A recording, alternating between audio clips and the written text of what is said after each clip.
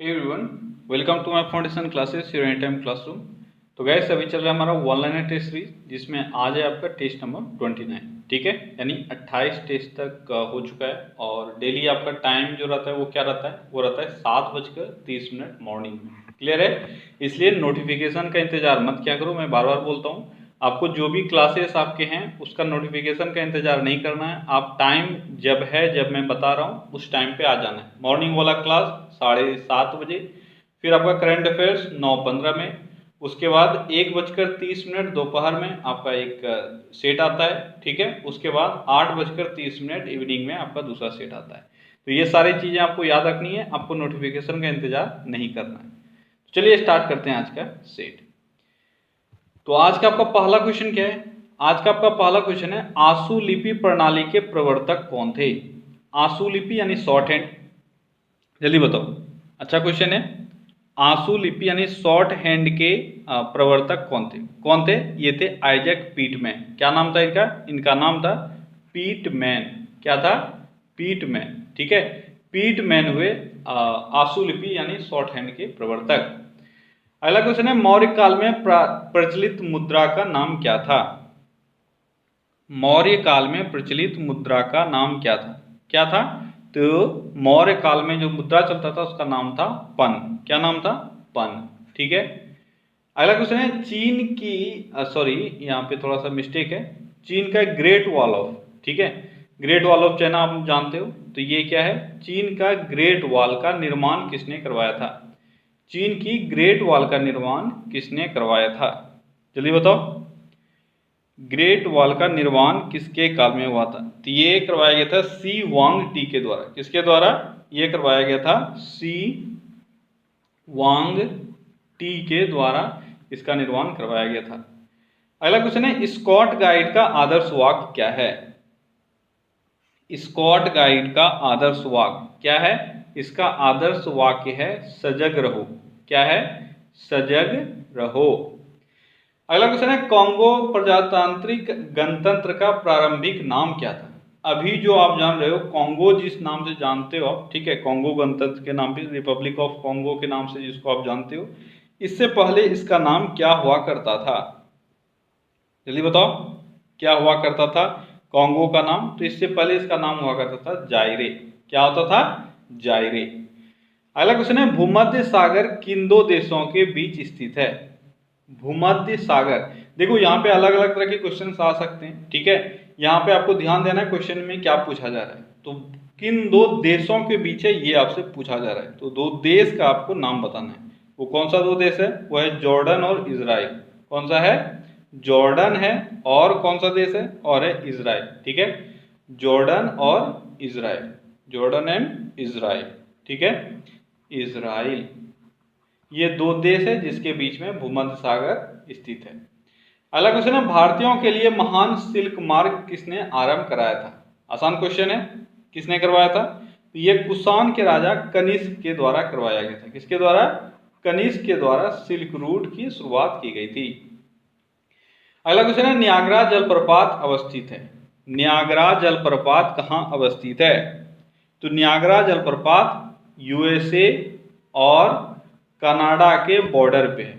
USA और Canada के border पे है। कई बार आपको ऐसा देखा गया है कि ऑप्शन में या तो सिर्फ यूएसए रहेगा या कनाडा रहेगा, और कई बार ऐसा देखा गया है जिसमें दोनों रहेगा, या तो वो क्वेश्चन गलत हो जाएगा, ठीक है, या आप आंसर एक अगर आपको करना है तो आप यूएसए करके निकलोगे। ऐसे ये नियाग्रा जलप्रपात यूएसए और कनाडा के बॉर्डर पे है। अगला क्वेश्चन है वासी जनजाति किस भारतीय क्षेत्र से संबंधित है? वासी जनजाति किस भारतीय क्षेत्र से संबंधित है? जल्दी बताओ। तो वासी जो जनजाति है यह लक्षद्वीप से संबंधित है। कहां से संबंधित है? लक्षद्वीप एरिया से संबंधित है आपका वासी जनजाति। ठीक है, कहां से संबंधित है? लक्षद्वीप से संबंधित है। ठीक है।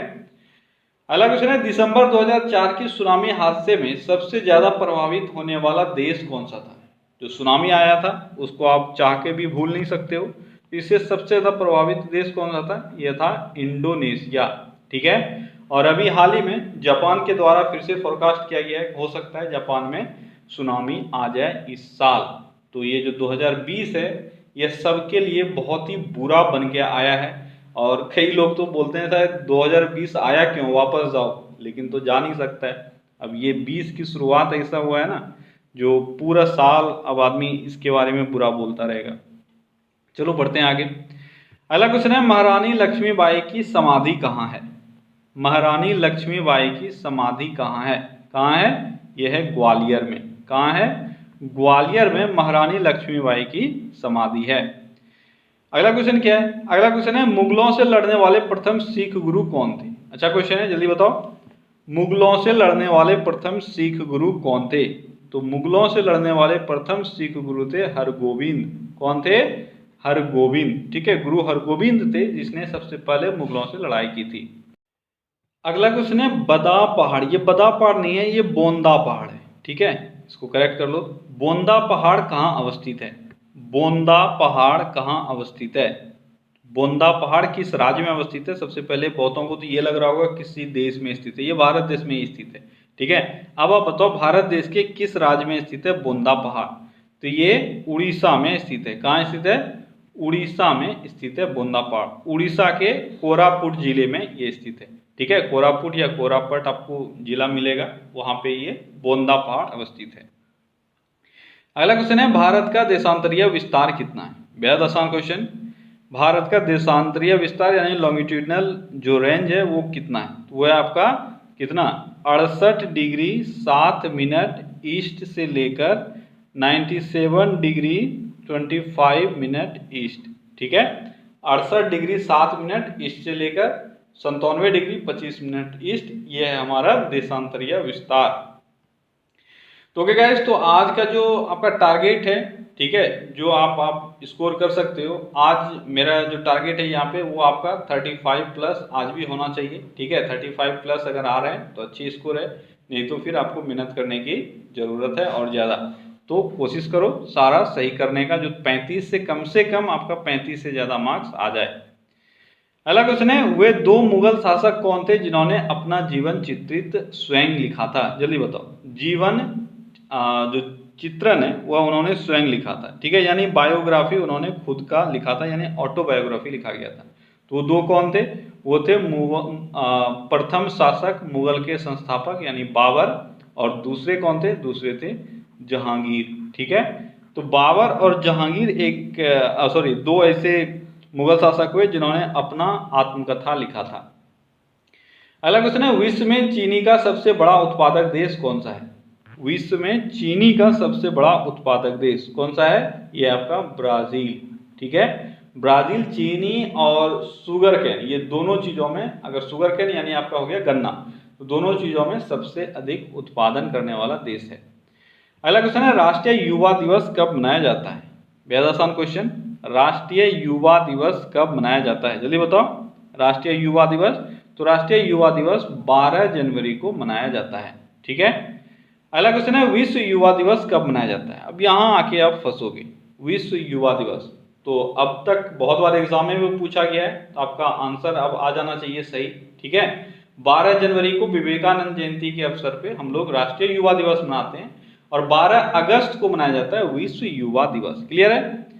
अगला क्वेश्चन है, राष्ट्रीय एकता दिवस कब मनाया जाता है? तो आज मैंने यहाँ पे कुछ दिवस लिया है, ठीक है, 3-4, तो आप जल्दी से रिवाइज कर लो। तो राष्ट्रीय एकता दिवस कब मनाया जाता है? राष्ट्रीय एकता दिवस तो ये मनाया जाता है 31 अक्टूबर को। अगला क्वेश्चन है, संयुक्त राष्ट्र स्थापना दिवस कब मनाया जाता है? बहुत ही आसान सा क्वेश्चन। संयुक्त राष्ट्र स्थापना दिवस तो ये मनाया जाता है 24 अक्टूबर को। अगला क्वेश्चन है, सुशासन दिवस मनाया जाता है। सुशासन दिवस कब मनाया जाता है? तो आसान सा क्वेश्चन ये भी है। 25 दिसंबर को सुशासन दिवस मनाया जाता है। आप जानते हो 25 दिसंबर जो है यह अटल बिहारी वाजपेयी का जयंती का दिन है। ठीक है, और इसी दिन गुड गवर्नेंस डे या सुशासन दिवस की घोषणा की गई है। अगला क्वेश्चन है, भारत का सबसे लंबा रेलवे पुल कहाँ अवस्थित है? भारत का सबसे लंबा रेलवे पुल, अब देखो यहाँ से दो तरह के क्वेश्चन हो सकते हैं। ठीक है, अगर आपसे सबसे लंबा रेलवे पुल अभी पूछेगा तो आपका आंसर क्या होना चाहिए? आपका आंसर होगा बोगीबील ब्रिज। ठीक है, बोगीबील ब्रिज जो है यह सबसे लंबा रेलवे पुल है, और ये ब्रह्मपुत्र नदी पर बनाया गया है, और ये लगभग 4.9 किलोमीटर है। कितना है? 4.9 किलोमीटर। लेकिन अगर आपसे एक और चीज यहाँ पे पूछ लिया जाए कि भारत का सबसे लंबा सिर्फ रेलवे पुल कौन सा है, ठीक है, आप समझ रहे हो मैं क्या बोल रहा हूँ। ये जो बोगीबील है यह रेल कम रोड है, ठीक है, यानी रेलवे के लिए भी है और रोड भी है। लेकिन सिर्फ अगर रेलवे ब्रिज पूछा जाएगा तो जो इससे पहले था सबसे लंबा वो था वेम्बनाड रेल पुल। आपका आंसर वही होगा, ठीक है। वो 4.6 किलोमीटर के आसपास था, ठीक है, वेम्बनाड नदी के ऊपर। तो वेम्बनाड रेल पुल ये केरल में है और ये इससे पहले हुआ करता था सबसे लंबा रेलवे पुल। अभी भी सिर्फ रेलवे पुल अगर पूछेगा तो आपका आंसर वही होगा। क्लियर है? अगला क्वेश्चन है, टीवी रिमोट कंट्रोल यूनिट में किन तरंगों का उपयोग किया जाता है? आसान सा क्वेश्चन। टीवी रिमोट कंट्रोल में हम लोग क्या यूज करते हैं, कौन सा तरंग यूज करते हैं? तो अवरक्त तरंग या इंफ्रारेड, ठीक है, इंफ्रारेड वेव हम लोग यूज करते हैं, ठीक है। अगला क्वेश्चन है, मेघालय के चेरापूंजी में स्थित विश्व का चौथा सबसे ऊंचा जलप्रपात कौन सा है? तो मेघालय के चेरापूंजी में एक जलप्रपात स्थित है जो विश्व का चौथा सबसे ऊंचा जलप्रपात है। आपको बताना है उसका नाम क्या है। उसका नाम क्या है? उसका नाम है डेंथलैन, डेंथलैन जलप्रपात, डेंथलैन जलप्रपात। तो आपको याद रखना है डेंथलैन जलप्रपात कहाँ है। आपसे डायरेक्ट क्वेश्चन ये बन सकता है, डेंथलैन जलप्रपात कहाँ है? तो ये मेघालय के चेरापूंजी में स्थित है। अगला क्वेश्चन है, विश्व का एकमात्र तैरने वाला राष्ट्रीय उद्यान कौन सा है? एकमात्र तैरने वाला राष्ट्रीय उद्यान, जल्दी बताओ। तो इसका नाम है कैबुल लामजाओ नेशनल पार्क। कौन सा, क्या नाम है? कैबुल, ठीक है, कैबुल लामजाओ नेशनल पार्क, ठीक है, कैबुल लामजाओ नेशनल पार्क, ये विश्व का एकमात्र तैरने वाला राष्ट्रीय उद्यान है। अगला क्वेश्चन है, कैबुल लामजाओ नेशनल पार्क कहाँ स्थित है? जल्दी बताओ, कहाँ स्थित है?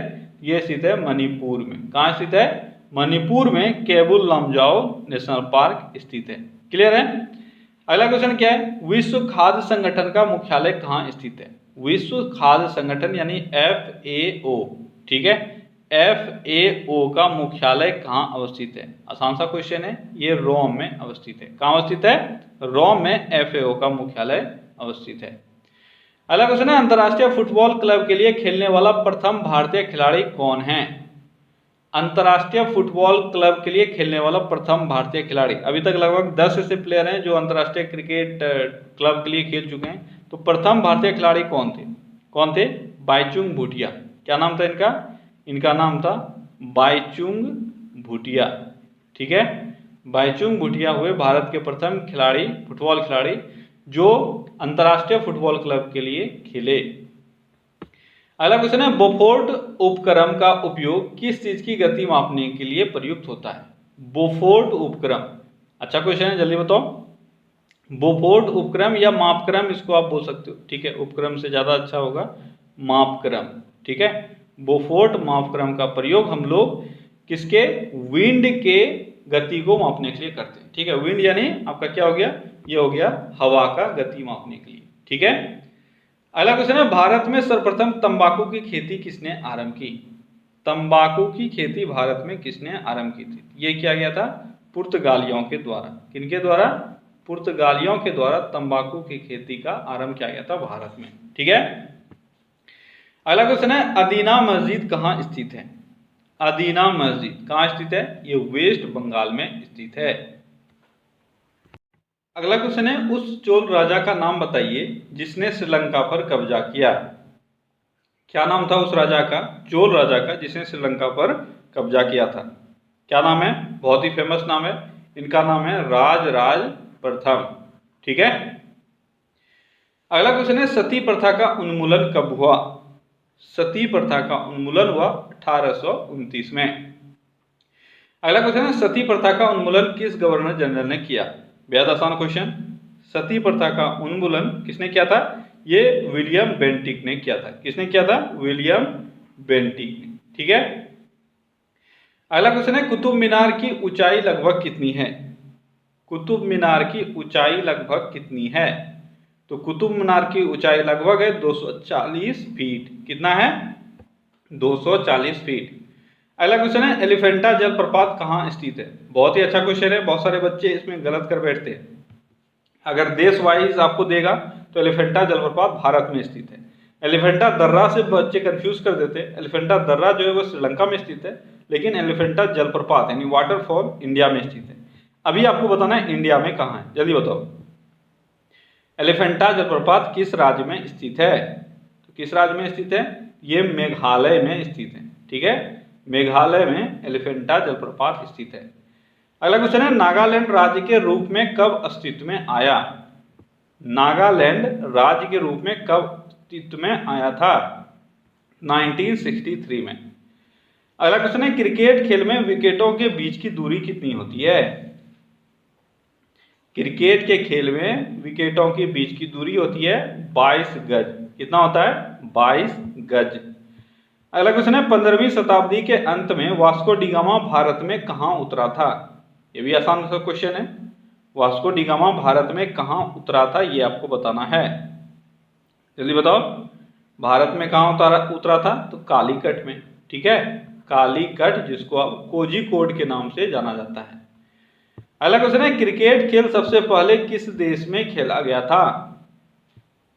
क्रिकेट का खेल सबसे पहले कहां खेला गया था? कहां खेला गया था? ये इंग्लैंड में खेला गया था। क्रिकेट सबसे पहले इंग्लैंड में खेला गया था। अगला क्वेश्चन है, क्रिसिल क्या है? क्रिसिल क्या है? जल्दी बताओ, और फिर आपको क्रिसिल का फुल फॉर्म भी बताना है।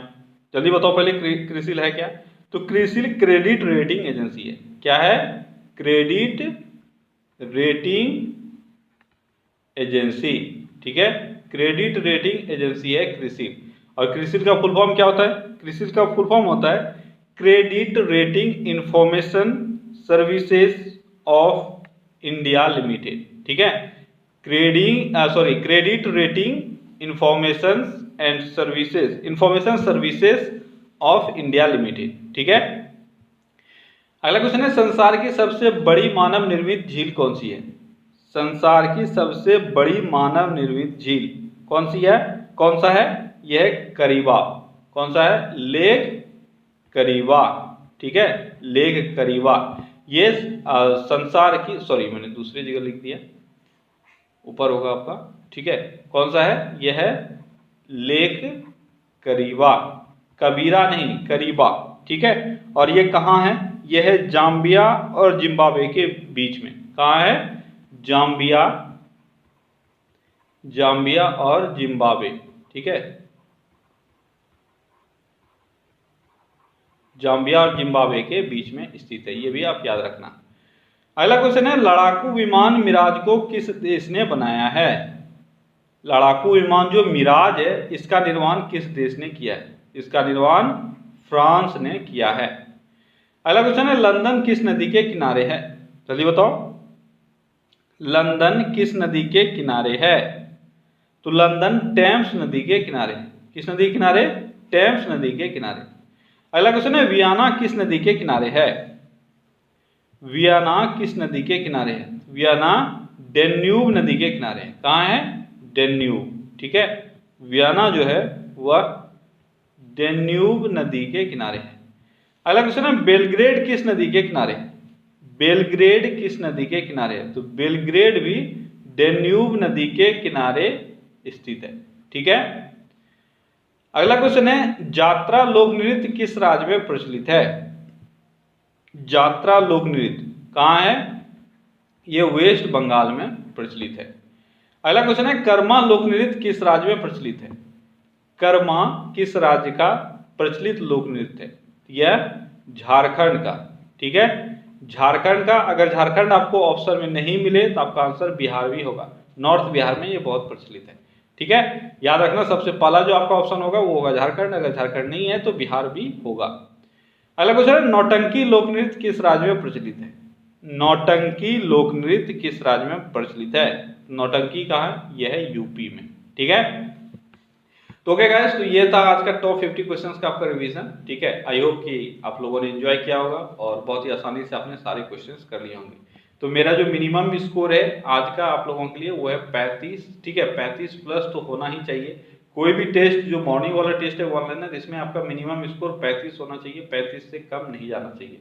अगर जा रहे हो तो आपको दोबारा फिर से देखना है और अपने आप को प्रिपेयर कर लेना है, ताकि एग्जाम में आपका 35 जो मैं टारगेट दे रहा हूँ 35 नहीं, एग्जाम में 50 में 50 कोई भी क्वेश्चन आए तो आप उसको करके आओ, ठीक है। चलिए कल फिर से मिलते हैं अगले सेशन में, till then take care, bye bye.